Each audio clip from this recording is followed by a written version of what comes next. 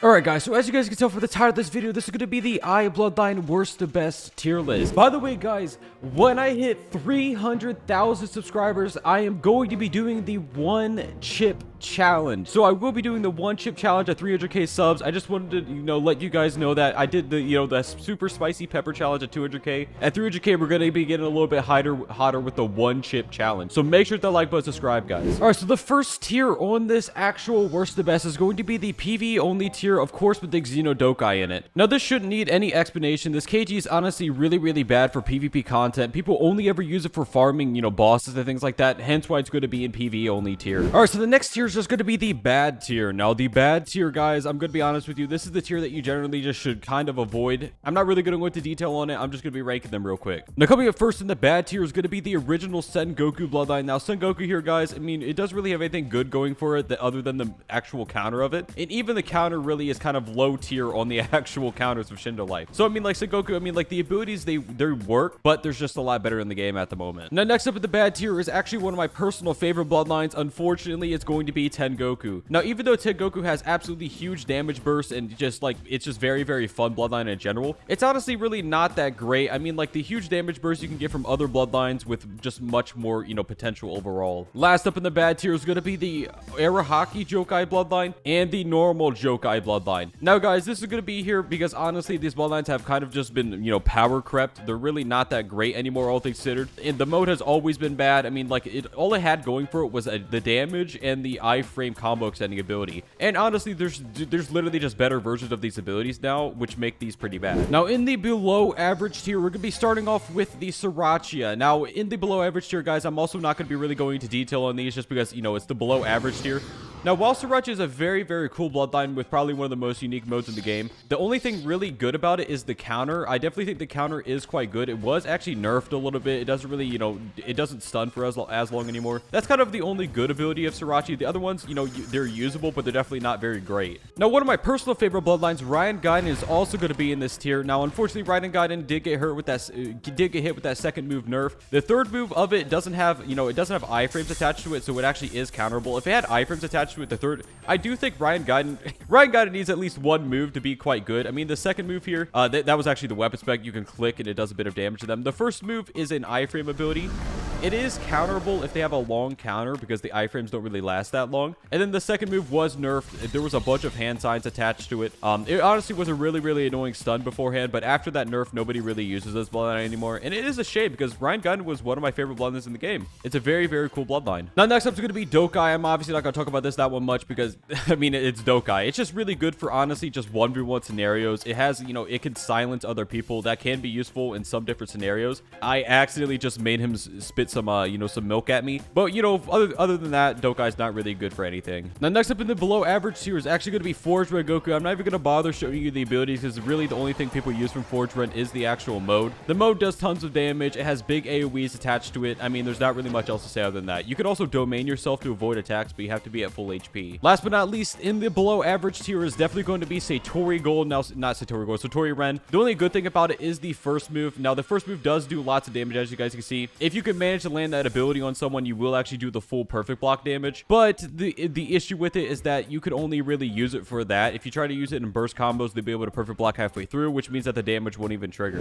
All right, so coming in 15th place is going to be the original Akuma. Now, there's not really much to say about the original Akuma, honestly, guys. It's just a very basic bloodline. That's the reason why it's going to rank at the bottom, because it doesn't really have anything special about it. It's just kind of like one of those bloodlines, it has a stun, it has an auto dodge, it has a damage ability. It's just a very average bloodline that I feel like that is just the perfect way to explain what Akuma is. It's just a very average, very okay bloodline. Now, coming to 14th place is going to be the Ren Shiki bloodline here. Now, the Ren Shiki bloodline, guys, I mean, like, let's be real. Ren Shiki just really isn't that great of a bloodline, but I mean, like, it does have some things going for it, like the counter. The second mode of Ren Shiki is also pretty good. I personally do really like the counter. It's one of my personal favorite counters. And then, obviously, the other moves of Ren Shiki, they're okay. They're definitely not the best in the world, but they're not the worst either. That's why Ren Shiki is going to not be last. Now, coming in 13th place place is going to be Ryan Akuma. Now, Ryan Akuma was actually one of my old favorite bloodlines in the game. I mean, like, it has a lot of iframes attached to it. It does have a ranged mode drain ability. I mean, like, the only good thing about Ryan Akuma nowadays is honestly going to be the third move, which guard breaks, and then the first move, which actually is a counter that does allow you to do a bit of damage to people. That's kind of all that Ryan Akuma has going for it now, besides the second move, which you can actually move stack with. Now, coming to 12th place is going to be Doku Ten Goku. Now, this is honestly only going to be for the counter in the first ability, honestly, mainly for the counter here. So the counter of Doku Ten Goku does actually trigger onto you, but, you know, sometimes it fails, sometimes it, you know, it actually works. And then the first ability of it is actually a block breaking ability. Now, the other abilities of Doku Ten Goku are pretty bad, including the mode. The mode was actually nerfed for some reason, and then the actual, I don't know why they nerfed the mode, but it was nerfed, so now the end lag lasts longer than the actual move.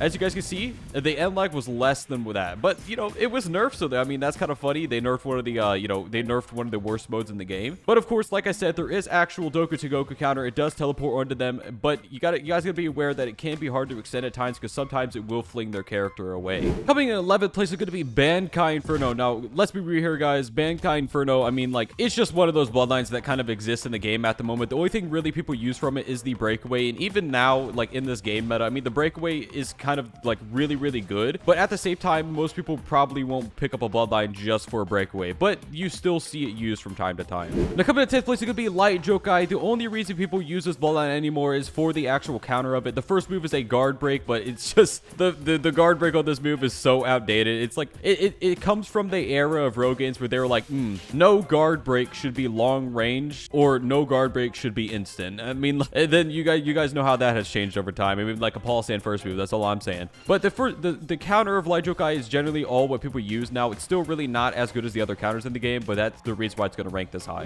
Now, coming in 9th place is going to be the original Ren Goku. Now, the original Ren Goku here, I mean, like, the actual moves are okay. I mean, it has a block breaking move.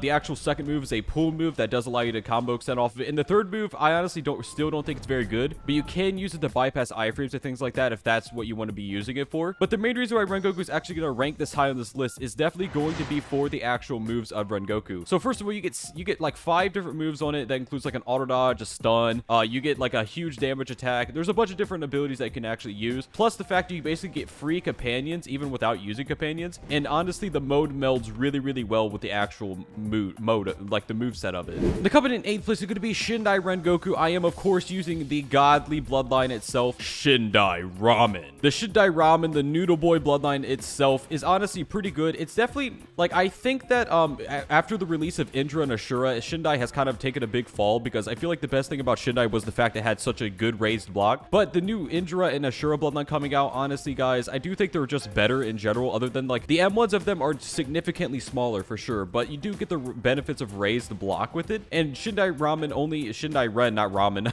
I keep saying Shindai Ramen because I'm using it, is only ever better for, honestly, just using it for the big M1s. I mean, the counter is also there. If you can manage to hit someone with your counter, I mean, congratulations, you'll do a lot of damage to them, but the chance of doing that is very, very minimal unless you're playing in an RPG server. Now, coming to 7th place is going to be Satori Akuma. Now, there's not really much to say about Satori. The only really good thing about it is actually going to be the counter, which was nerfed into an air combo, and then the actual mode, which is a guard breaking auto tracking ability that is 80k, and then the C-spec does actually let you run around with no end lag. The actual stun of it, honestly, it's actually probably better than Bankai now because, you know, Bankai was nerfed, but the range on it is really not that great, and then the actual stun move really isn't that great. So, I mean, it is what it is for Satori. Now, coming to 6th place is going to be Diva Ren Goku. Now, Diva Ren's only going to be here, honestly, for the third ability of it. Now, the third ability was nerfed, but they actually did rebuff it a bit. I mean, the other abilities of it, like you guys can see, the range on that is so small, it's almost impossible to land. The first ability has one more hand sign than it used to. I mean, like, Diva Ren, honestly, has just been absolutely destroyed. It's kind of sad to see because Diva Ren was definitely one of my favorite good bloodlines in the game. It makes sense to nerf the third move, but the other moves being nerfed, it just honestly makes the KG kind of bad other than the third move. But the third move is so good that it has to be on this rank at this list. Now, coming to 5th place, it could be one of my personal least favorite bloodlines in the game, Shiver Akuma. Now, guys, I'm gonna be honest here. I do not like this bloodline. I think it's for nerds. I think if you use Shiver Akuma, you're probably a nerd. I was gonna say fat nerd, but that's a little bit mean. So no fat nerd, just a nerd. But when it comes to Shiver Akuma, I mean, like, it has a block breaking, you know, weapon spec that gives you iframes. I mean, like, the actual abilities of it stun them for a long time and allow you to do like absolutely huge damage bursts.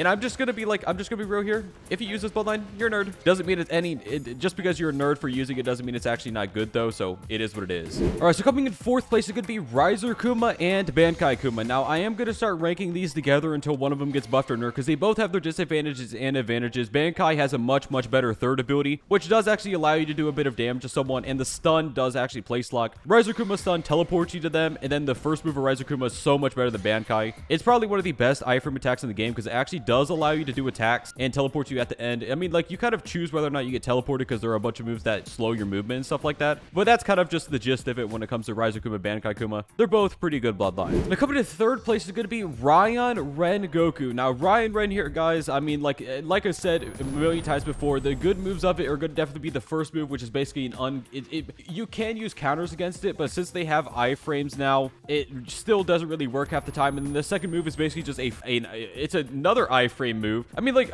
Ryan Ren first and second move are honestly just really just, they're kind of like unpunishable moves because they could just choose not to trigger the counter in case you use a counter, or like the first move has iframes and allows you to combo extend. Just an extremely versatile move. So Ryan Ren is definitely an extremely good bloodline. Just don't be using it for PvE content. Now coming in 2nd place is going to be Shindai Akuma, and this is honestly going to be for both the PvE and PvP content. Now for PvP content, it honestly has taken quite a fall. They did actually nerf a lot of different parts of it. I still personally think the counter is pretty good, but I do acknowledge that, you know, the air combo after the counter does make it worse in some ways. So I mean, there's that. But this bloodline's still extremely good for PvE content. It's by far one of the easiest PvE bloodlines to use, especially with the full samurai spirit. You can just summon a bunch of, you know, huge clones to attack your opponents and things like that. So plus you also get the big M1s attached to it. You get these huge clones that attack the monsters and stuff like that. It's honestly just a really easy to use bloodline, and it definitely gives it points as well. Also, the weapon spec of the 3rd mode is quite good. It's just a mode drain, you know, iframe 50-second cooldown ability. Pretty good ability in general, and I do think, you know, Shindai Kuma definitely should be ranked here for both PvE and PvP potential. By the way, guys, what is your favorite bloodline in Shindo Life? In the comments below, we'll be checking them out. Now coming in 1st place, probably as a surprise to nobody watching this list if they actually play Shindo Life nowadays, is going to be Indra Akuma. Now Indra Akuma, guys, the first move is a, you know, basic combo extender, instantly triggers on them after the hand sign, so there's no travel time at all. You also get raised block for a super low mode drain of 30, which I don't really probably need to explain. That's quite good. The C spec is actually very counterable, but if you wait for the counter to trigger, it's unavoidable after they actually use their trigger. After they use their counter and or iframe move, it lasts longer than a lot of iframe attacks. So the only thing you really need to look out for is the counter. The second move is pretty much just a, you know, basic place lock stun. It's honestly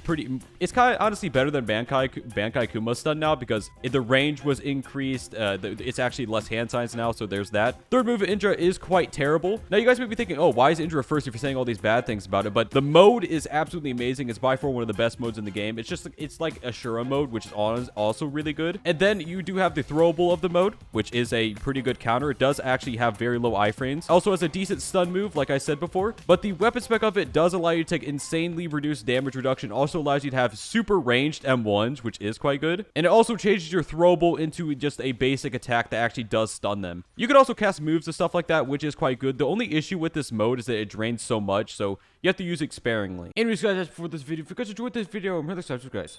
Bye-bye.